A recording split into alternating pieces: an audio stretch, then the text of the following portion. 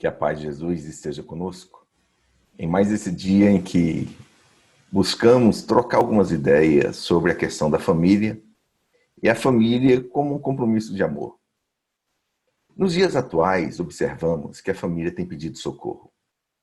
Estamos vivendo um momento de exceção em que as famílias, outrora acostumadas a estarem vivendo juntas, em que apareciam dentro de seus lares no fim da noite, tinham todo um relacionamento, dormiam, no outro dia acordavam, tomavam café juntos, iam para o trabalho, iam para as escolas, por vezes se encontravam na hora do almoço, às vezes não, e voltavam no fim da tarde ou no fim da noite.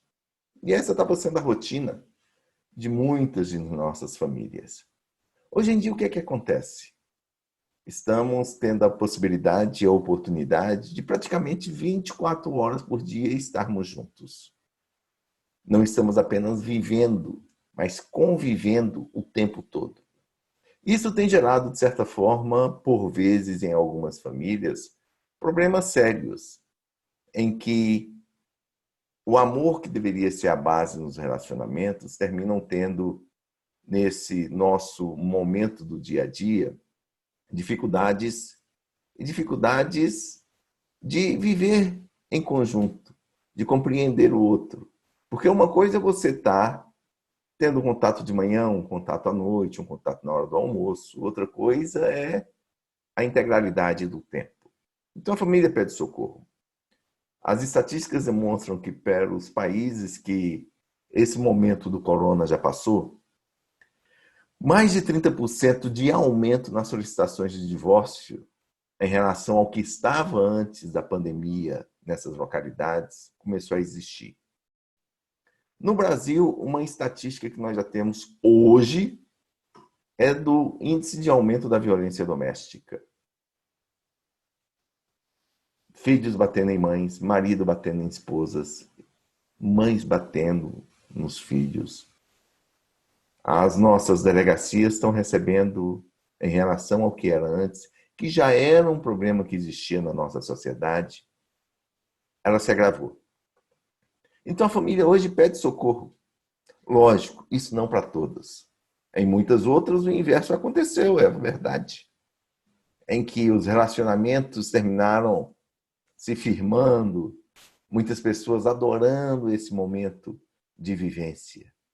Se nós formos ver, essa nossa análise agora vai estar sendo vista por um aspecto da doutrina espírita, em que observamos, nesse sentido, que a doutrina espírita termina nos favorecendo muito a ideia do ponto espiritual. A doutrina espírita, então, nos mostra esse mundo espiritual, como é que se desenvolve o amor, a imortalidade, a fé raciocinada. Ou seja, analisar a família pelo aspecto espírita termina nos dando base para uma série de situações que talvez no nosso cotidiano isso não seria tão visualizado da maneira que a gente vai abordar hoje. Então, o que é que acontece? Lá no Evangelho de Mateus, encontramos uma fala de Jesus dizendo: se vocês amarem aqueles que vos amam, que recompensa vocês receberão? Até os pecadores fazem isso. Ou seja, dentro da família, mesmo quando temos pessoas que ainda não estão dentro do nosso coração, qual é o nosso papel? É amar. É um compromisso de amor que a gente tem. No livro Nos Domínios da Mediunidade, André Luiz nos coloca o que é a família. E nos diz o seguinte: a família consanguínea é uma reunião de almas em processo de evolução, reajuste, aperfeiçoamento ou santificação. A família física pode ser comparada a uma reunião de serviço espiritual no espaço e no tempo, cinzelando corações para a imortalidade. Ou seja, se nós formos observar, esse momento em que nos encontramos aqui na Terra, nessa união física, num determinado espaço, num determinado tempo, termina favorecendo o quê? A nossa imortalidade, que é a vida real. é a vida espiritual. É um tempo pequeno, mas que a gente tem que saber aproveitar. Tenho, quando procurando preparar um material sobre família, encontrado na internet uma fala do Papa Francisco, quando ele define família. E é muito interessante, vejam só. Família é um grupo de pessoas cheias de defeitos, que Deus reúne para que convivam com as diferenças e desenvolvam a tolerância, a benevolência, a caridade, o perdão, o respeito, a gratidão, a paciência, direito e dever, limites. Enfim, que aprendam a amar. Olha só esse finalzinho dele, que aprendam a amar. Fazendo ao outro o que quer que o outro lhe faça. A regra de ouro. Sem exigir deles a perfeição que ainda não temos. Vejam só que interessante. Sem exigir deles a perfeição que ainda não temos. Chico Xavier tem uma frase muito interessante a esse respeito, quando ele nos fala que eu me obrigo a ser como eu devo ser e permito ao outro ser como ele quer ser. E é muito interessante que hoje a gente ainda não consegue ser como a gente gostaria que nós fôssemos. Nem isso a gente consegue. E muitas das vezes, até mesmo nos relacionamentos familiares, nós estamos obrigando o outro a ser como a gente gostaria que ele fosse. É incoerência. Se nem nós conseguimos ser do jeito que a gente gostaria de ser, como é que a gente vai obrigar o outro a ser aquilo que a gente quer que ele seja? E continua então o Papa Francisco dando um recheio lindo à sua fala. Nós não nascemos onde merecemos. Veja só que interessante essa colocação do Papa. Nós não nascemos onde merecemos, mas onde necessitamos evoluir. Isso é doutrina espírita. É doutrina espírita. Quando a gente tem claramente a ideia de que se muitas das vezes a gente fosse nascer onde mereceríamos, talvez a nossa condição familiar estivesse numa posição muito pior. Muito pior. Até porque na hora que a gente retorna aos nossos compromissos anteriores, Deus, nosso Pai, na sua infinita sabedoria e bondade, termina nos colocando numa condição em que a gente, naquele momento, tem condições de viver. Vejam só, condições de viver. Porque muitos de nós, talvez, pelos nossos compromissos do passado, se fosse ter que resgatar tudo de uma vez, estaríamos em condições piores. Então a gente não nasce onde merece, mas onde necessita evoluir. Então, na verdade, onde a gente precisa. Vou trazer uma fala de Jesus no Evangelho, quando ele vivenciou a história do jovem rico. Provavelmente todo mundo conhece essa história, né? Muitos falam a parábola do jovem rico. Não é parábola, porque não foi uma história que Jesus contou, mas foi um momento em que ele vivenciou. Então é uma história vivenciada por Jesus.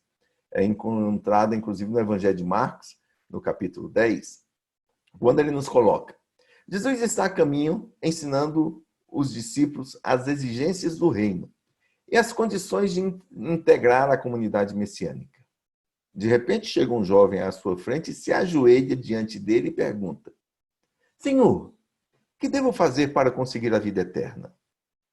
Inicialmente, Jesus propõe os mandamentos. Aquele jovem responde que já observava aqueles mandamentos, porque já tinha sido, desde cedo, vivido, né, nessa possibilidade de aprender o que os mandamentos falavam. E ele quer algo mais, pergunta novamente a Jesus. Jesus, naquele momento, adentra aquele jovem e observa o que nele ainda impedia que ele pudesse alcançar o reino de Deus. E aí sim, Jesus fala aquela frase que marcou todos nós. Vai, vende tudo o que tem, dá aos pobres e me segue.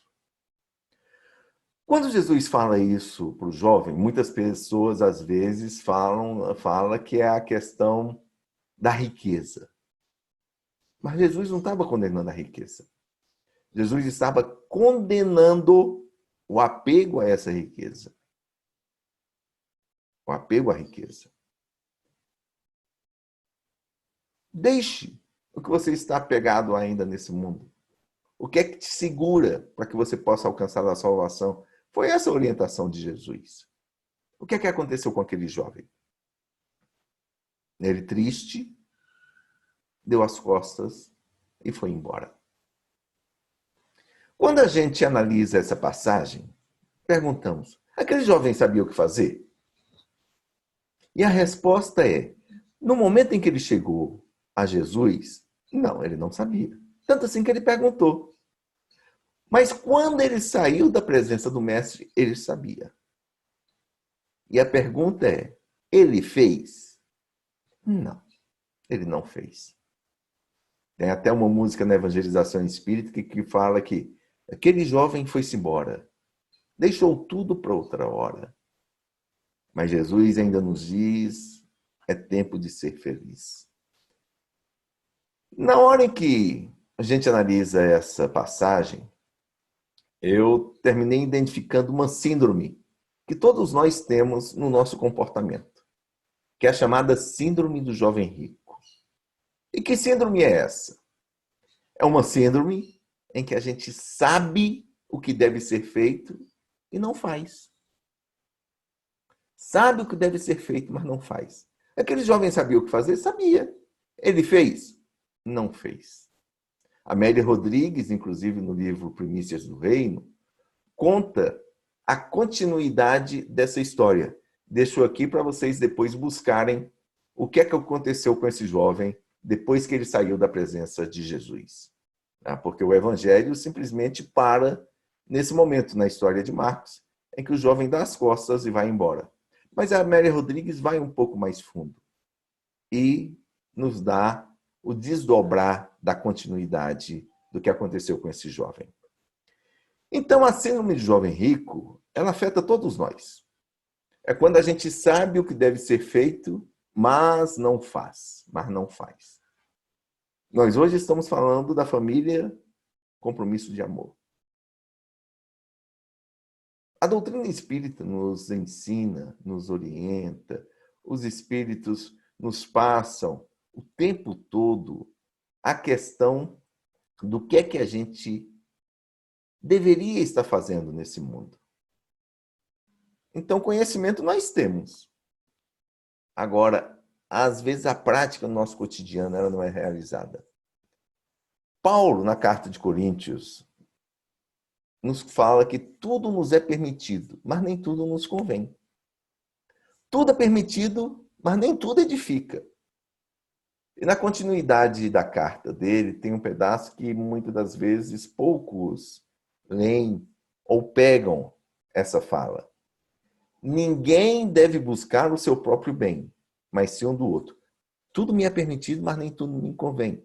Ninguém deve buscar o seu próprio bem, mas sim um do outro. Vejam só que interessante. Que mesmo as coisas me sendo permitidas, isso não me convém. E se eu tiver o foco no bem do outro, as coisas vão estar bem. Na doutrina espírita, no livro O Problema do Ser Destinador, o nosso querido Leon Denis, quando trabalha as potências da alma, que fala que a vontade é a primeira e maior potência da alma, porque a partir dela todas as outras se desenvolvem, coloca a questão da liberdade. Todos nós temos liberdade de escolha, porque a liberdade é a condição necessária da alma humana, que sem ela a gente não pode construir o nosso destino. Então nós podemos escolher sempre, sempre, sempre. E no final de tudo que a gente escolher, teremos que dar conta. Ou seja, isso é colher resultados. Isso está lá no Velho Testamento, em Eclesiastes 11, 9 e 10. Já nos colocando que tudo é uma questão de causa e efeito. E que no final a gente vai ter que dar conta daquilo que a gente realiza nesse mundo. No final. Quais são os resultados que a gente está buscando? Quais são? Mas vamos retornar aqui um pouquinho. Quando a gente ainda estava lá na erraticidade, chega um determinado momento da gente voltar ao berço terrestre. No livro Inspiração, o nosso querido Emmanuel nos fala que quando estamos nessa vida maior, nós escolhemos ou somos induzidos a escolher o tipo de experiência das quais temos necessidade para melhorarmos. Olha só que interessante. Escolhemos ou somos induzidos a escolher o tipo de experiência das quais temos necessidade para nos melhorarmos ou nos promovermos a planos mais elevados. E a primeira coisa, nesse momento da definição do nosso retorno ao berço terreno, é o quê? A família que a gente vai participar. A família é a preocupação número um. Número um. Ainda no Consolador, Emmanuel responde a uma pergunta a ele destinada, quando se questiona se o Instituto da Família é organizado no plano espiritual antes da gente se projetar aqui na Terra. E ele responde, sim, o colégio familiar tem suas origens sagradas na esfera espiritual. Em seus laços reúnem-se todos aqueles que se comprometeram no além a desenvolver na Terra uma tarefa construtiva de fraternidade real e definitiva. Vejam só, desenvolver na Terra uma tarefa construtiva de fraternidade real e definitiva. Preponderam nesse Instituto Divino os elos do amor, fundidos nas experiências de outras eras. Todavia, aí ocorrem igualmente os ódios e as perseguições de pretérito obscuro, a fim de se transfundirem em solidariedade fraternal com vistas ao futuro. Ou seja, quando a gente vem nessa família, muitas das vezes nós vamos ter, dentro desse nosso grupo familiar, pessoas que já estão dentro do nosso coração. Outras estão dentro do nosso coração, mas não pelos elos do amor, mas pelos ódios, pelas perseguições realizadas no passado. Então, dentro da família, nós encontramos essas duas situações. Entretanto, qual é o grande objetivo? Transfundir esse relacionamento familiar em solidariedade fraternal com vistas ao nosso futuro. Então, a pergunta é, o que é que cada um de nós faz aqui na Terra? Já pensaram sobre isso? Porque é uma questão inquietante. Muitas das vezes, a nossa resposta vai para fora do nosso lar. Eu estou aqui para estar sendo médico, trabalhando no hospital. Ok. Não, eu vim aqui para ser costureira, ajudar, inclusive, as comunidades pobres, fazendo um trabalho social. Tudo bem, né? Mas lembremos, isso é apenas uma continuidade do nosso trabalho aqui na Terra. O primeiro dele, o que é que a gente realmente faz, é a nossa família. É nessa família, como nos foi colocado por Emmanuel, que a gente deve estar trabalhando para transformar todas as nossas ligações em amor. Até para estar desenvolvendo os outros nossos compromissos espirituais. Por isso, o título nosso, Família, Compromisso de Amor, termina sendo um convite especial que faço a todos vocês, para a gente, inclusive, analisar a obra do nosso querido André Luiz. É bem provável que todos nós já lemos muitos de seus livros. E é muito interessante que quando André Luiz começou a publicar os seus livros, ele despertou de uma ilusão. Lógico, mundo material, mundo espiritual. E nessa situação, nós vamos ter um caso todo voltado a trabalhar essa ideia da família na continuidade do mundo espiritual. O que é isso? Todas as obras de André Luiz, se vocês forem ver, estão focadas em relacionamentos familiares. Nosso Lar, Mensageiros, Missionários da Luz, Sexo e Destino, Ação e Reação, Libertação. Peguem todos eles. São histórias de família, em que a família termina sendo o alvo mesmo dos nossos relacionamentos. E é visualizado claramente que quem tem uma família estruturada, quem desenvolve compromissos de amor quando aqui na Terra, na continuidade do plano espiritual, a felicidade vai existir. Aqueles outros que terminam tendo uma família desestruturada, desequilibrada, desarmônica, o que é que acontece na espiritualidade? É a continuidade. E André Luiz nos traz isso muito claro. Tanto assim que no nosso lar, André nos fala, é quase que uma poesia. Uma existência é um ato, um corpo, uma veste, um século, um dia, um serviço, uma experiência, um triunfo, uma aquisição, uma morte, um sopro renovador. E no final ele se faz um questionamento. Quantas existências, quantos corpos, quantos séculos, quantos serviços, quantos triunfos, quantas mortes necessitamos ainda? Quantas mortes necessitamos ainda? Ou seja, nós ainda não compreendemos o real objetivo da nossa existência. E se nós formos ver, quase todos nós temos na família esse grande papel. Então a gente observa claramente nas obras de André Luiz que no plano espiritual as famílias consanguíneas que na Terra tinham afeição se mantêm unidas e ainda moram juntas na espiritualidade, construindo assim aquele contato de felicidade, de prazer, de alegria. E as famílias que tiveram problema, é exatamente o inverso. Os laços de família, como é colocado no Evangelho segundo o Espiritismo, eles não sofrem destruição alguma com a reencarnação, como pensam algumas pessoas. Ao contrário, elas se tornam mais fortalecidas e apertadas.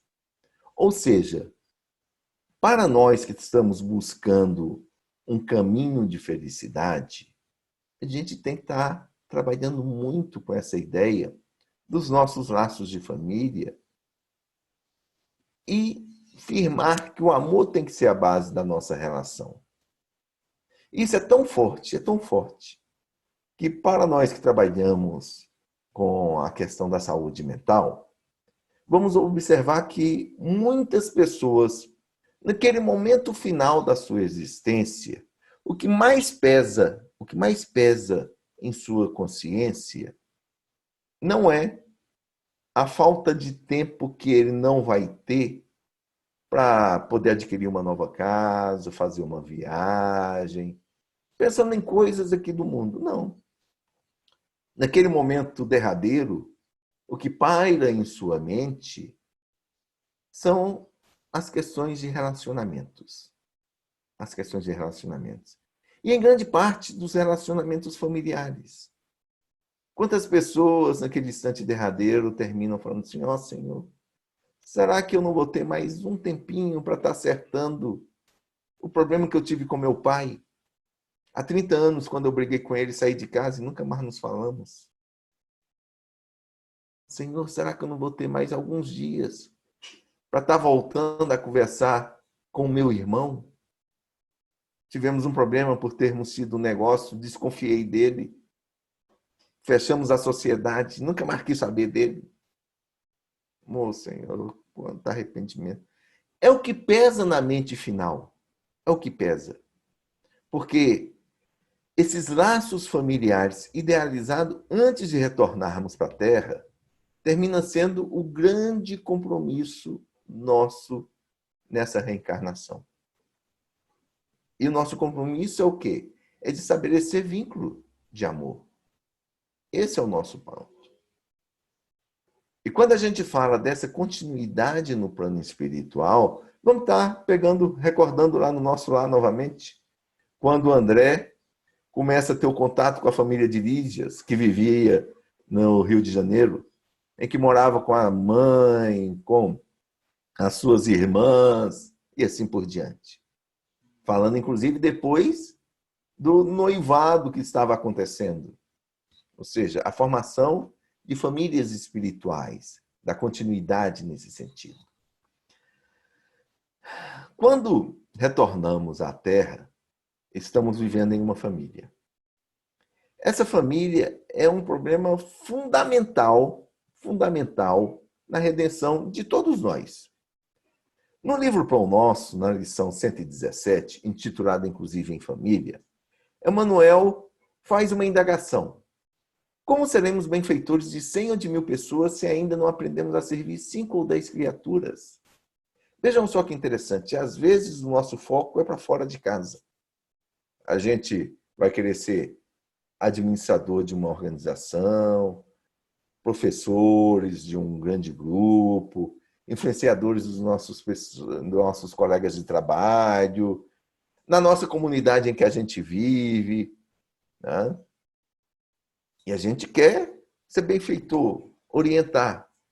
E, às vezes, dentro de casa, com 3, 4, 5, 10, a gente termina não fazendo aquilo que a gente busca fazer lá fora para os outros.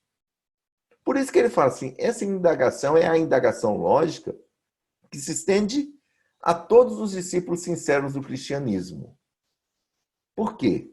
Porque no momento em que a gente termina focando o nosso trabalho para fora, a gente primeiro tem que estar trabalhando para dentro do nosso lar. Tanto assim que mais à frente ele chega a colocar, afirmar mesmo. É impossível auxiliarmos o mundo quando ainda não conseguimos ser úteis. Vejam só essa fala. Quando ainda não conseguimos ser úteis, nem mesmo a uma casa pequena, aquela em que a vontade do Pai nos situou a título precário. E ele encerra a mensagem antes da grande projeção pessoal na obra coletiva, fora do nosso lar, fora da nossa casa. Aprenda cada um de nós cooperar em favor dos familiares no dia de hoje, convicto de que semelhante esforço representa realização essencial. Realização essencial. Ou seja, novamente, volta-se para dentro da família os relacionamentos que a gente tem que estar estabelecendo nesse mundo. A vida é feita de escolha, não tenha dúvida. Lembram do jovem rico? Ele sabia o que fazer? Sabia. O que é que ele escolheu? Não fazer. Nós podemos fazer exatamente a mesma coisa. A síndrome do jovem rico faz parte do nosso dia a dia. Quando a gente sabe o que deve realizar, mas infelizmente ainda não faz. A vida, então, é feita de escolhas. E a pergunta é, qual é a sua escolha? Muitos vão falar assim, a minha é ser feliz. Bacana, bacana. Se a gente está optando pela felicidade, para buscarmos construir a felicidade dentro de nós, vamos identificar que a doutrina espírita nos traz um conceito muito interessante sobre o que é felicidade. E como é que nós vamos conseguir construir essa felicidade? Quem busca construir a sua felicidade, buscando a sua felicidade com o seu fazer, pensando em si próprio, essa felicidade nunca vai ser alcançada. Talvez alguns momentos de alegria, alguns momentos de prazer, perfeito, mas felicidade verdadeira, não. E lembremos que, às vezes, momentos de prazer, alegrias de instante, por vezes, nos traz um prejuízo danado lá na frente. Nos traz construção de infelicidade. Vamos pegar aqui, por exemplo, estamos num grupo familiar. Naquele momento, a gente faz uma brincadeira de mau gosto com alguém. Todo mundo ri, todo mundo curte aquela brincadeira de mau gosto, né? Só que aquilo terminou o quê? Naquele instante, gerando alegria, brincadeira, sorriso, mas gerou um mal-estar em quem foi objeto da nossa brincadeira. E mais à frente, aquilo que nós fizemos com o outro vai pesar na nossa consciência. Vejam só que interessante. Apesar de, naquele momento, ter tido uma brincadeira que gerou uma alegria, essa alegria vai trazer infelicidade, porque vai pesar em nossa consciência. Então, a gente não pode confundir alegria com felicidade. A felicidade é sempre o que a gente vai estar buscando de bem-estar no futuro. Para que no futuro, o hoje, que esse futuro, o amanhã, será o hoje lá na frente, a gente esteja bem, feliz, alegre, mas pelo nosso passado ter sido construído, né, ter sido realizado as nossas atividades de outrora para a construção do hoje, com coisas boas, salutares, sempre pensando no próximo. E na hora em que a gente faz isso, a nossa consciência não pesa. E o fato da nossa consciência não pesar, não nos segurar em coisas do passado, a gente se considera livre para continuar andando para frente. Isso é felicidade. No Evangelho, nós temos uma mensagem que o bispo coloca aqui. Encontrei a felicidade quando vi a felicidade do outro ser gerada por coisas que eu proporcionei a ele. Essa é a real felicidade. Quando a gente tem no outro a razão da nossa felicidade, porque a gente fez o outro feliz. Quando é que uma mãe se sente feliz? Quando o filho está feliz. Quando é que uma esposa está feliz? A esposa só existe em relação ao marido. A esposa está feliz quando o marido está feliz. E se essa felicidade do marido é por conta do que ela fez, aí a felicidade ainda é maior. A mesma coisa. Quando o marido faz algo que agrada a esposa e a esposa gosta daquilo, qual é a alegria do marido? Radiante. Está se construindo a felicidade aí. Então a felicidade é exatamente isso. É quando a gente busca nas nossas relações desenvolver a felicidade do outro. Isso é amor. Isso é amor. Existe uma fala atribuída a Shakespeare que é: sofremos muito pelo pouco que nos falta e alegramos-nos pouco pelo muito que temos. Vejam só que interessante. Às vezes, na análise que a gente faz, terminamos vendo muito mais aquele pouquinho que está faltando, aquele probleminha que aconteceu no relacionamento, do que aquela grande situação em que vivemos, muitas das vezes tendo condições de vida, boa situação financeira, pessoas que se preocupam conosco, ou mesmo quando não temos boas situações financeiras, mas estamos tendo o que comer, estamos tendo o que vestir, e mesmo quando nós não temos esse muito o que vestir ou o que comer, né? São as outras pessoas nos auxiliando. Mas não, a gente pega a picuinha, pega a dificuldade que está acontecendo.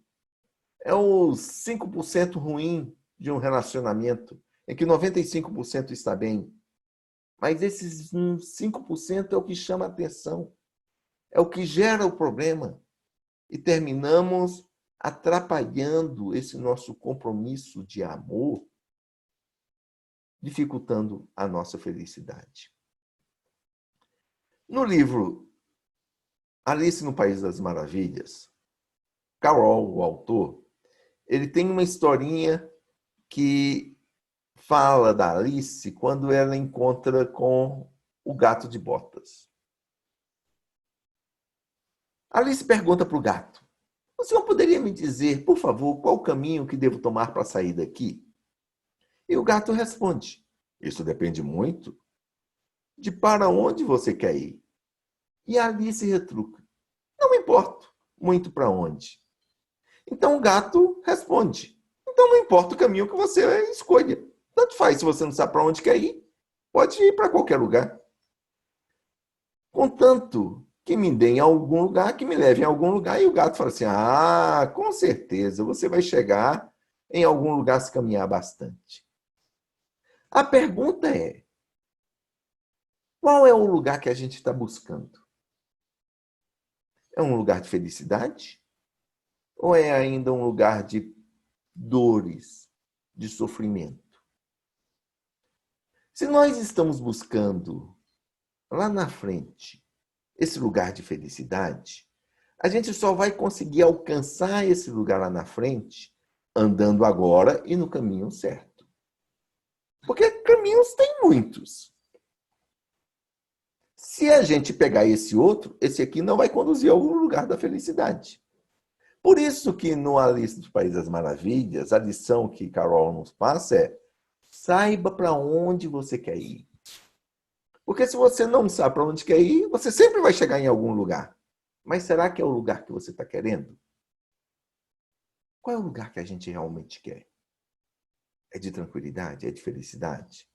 Então, compromisso de amor tem que estar sendo estabelecido muito, muito, muito fácil e claro na nossa existência. Se não hoje, a gente vai ter que voltar depois para estar retomando o caminho. Muitas das vezes, quando a gente está nesse mundo material, a gente busca sucesso de vida. E no nosso meio organizacional, eu coloco muitas vezes para alguns gerentes que nenhum sucesso na vida compensa o fracasso de um lar. Olha só que interessante. Nenhum sucesso na vida compensa o fracasso de um lar. Por quê? Porque é o que vai pesar na nossa consciência ao finalzinho da nossa existência. E é o que vai pesar na nossa consciência, primordialmente, quando a gente retornar ao plano espiritual. Tá certo. Desenvolvemos boas coisas com os nossos filhos, demos condições materiais para eles se desenvolverem. Mas o nosso papel não é esse. Até mesmo aqui na vida material, como nos falou Jesus, dê a César o que é de César e a Deus o que é de Deus. A verdadeira vida é a vida do Espírito.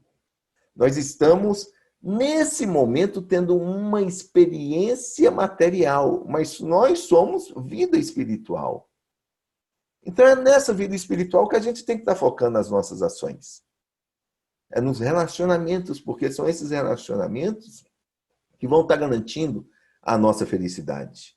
Lembrando, a compra de um carro novo, um apartamento em frente à praia, uma viagem que a gente faça, é alegria, é prazerosa, não tenha dúvida nenhuma. Mas isso fica, isso passa. O que é que a gente leva? É aquilo que a gente fez para os outros. São as relações que nós tivemos. E se nós nascemos em uma família, essa família tem algo a ver com o nosso compromisso reencarnatório. E como nos foi colocado por André Luiz, a família, ela é o início da nossa história, porque é de lá que a gente traz todo esse nosso início de vida para construirmos a felicidade que a gente tanto almeja. Ela é idealizada no plano espiritual.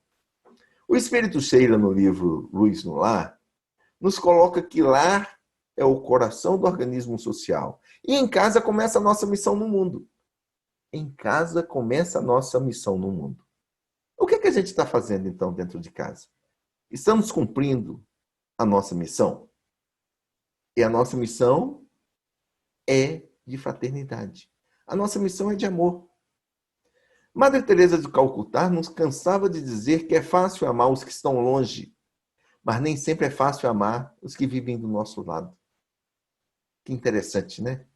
Porque os compromissos que nós temos com a nossa família faz com que na nossa programação reencarnatória sejamos nós facilitados a ter esse contato mais de perto.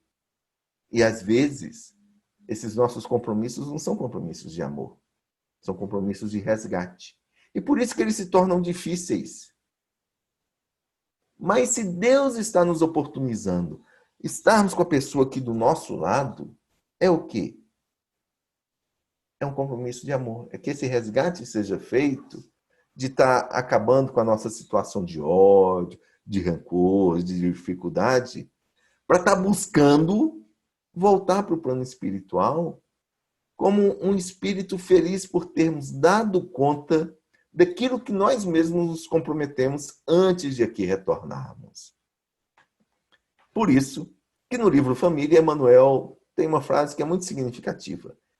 Quem não auxilia alguns não se acha habilitado ao socorro de muitos. Lembram de Madre Teresa?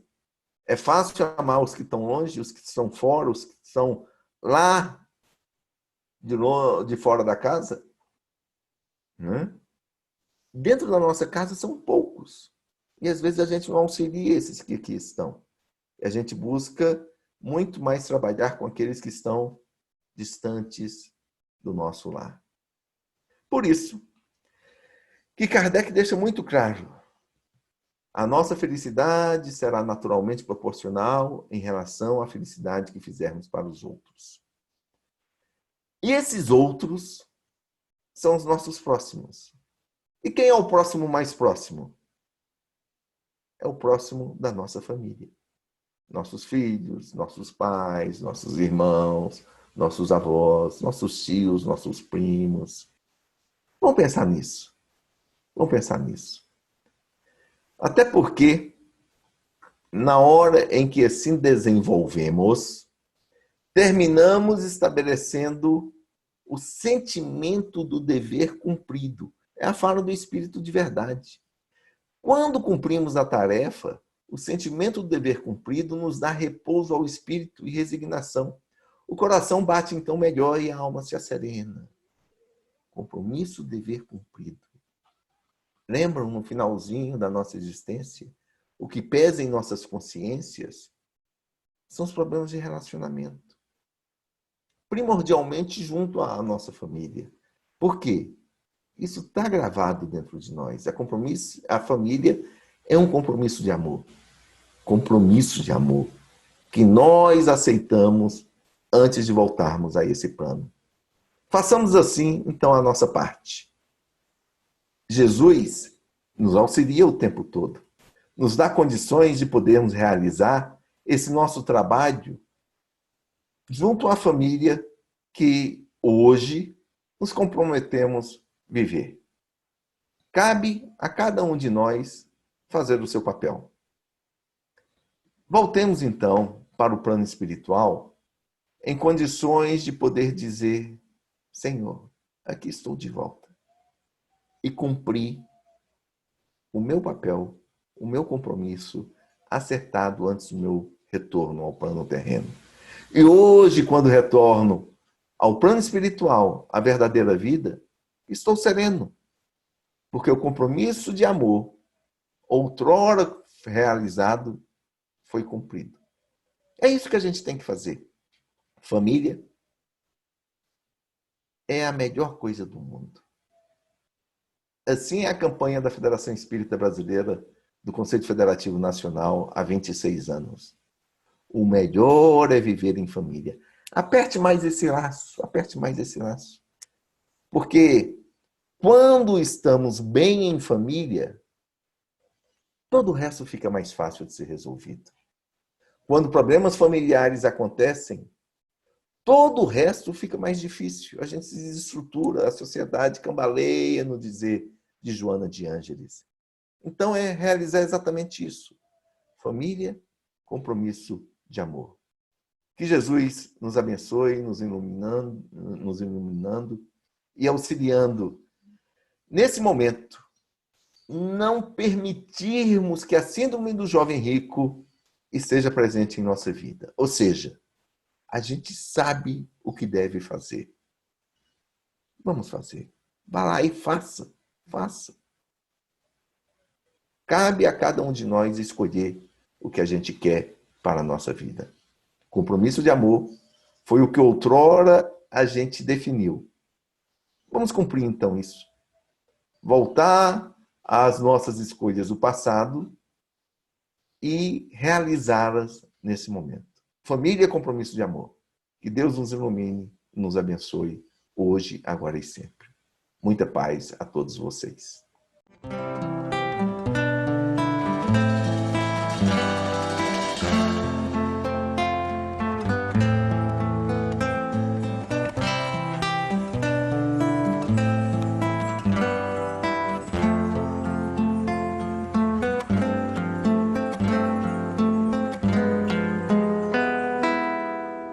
Jesus, no silêncio da prece, teus irmãos a ti pedem paz, para aliviar um pouco as aflições.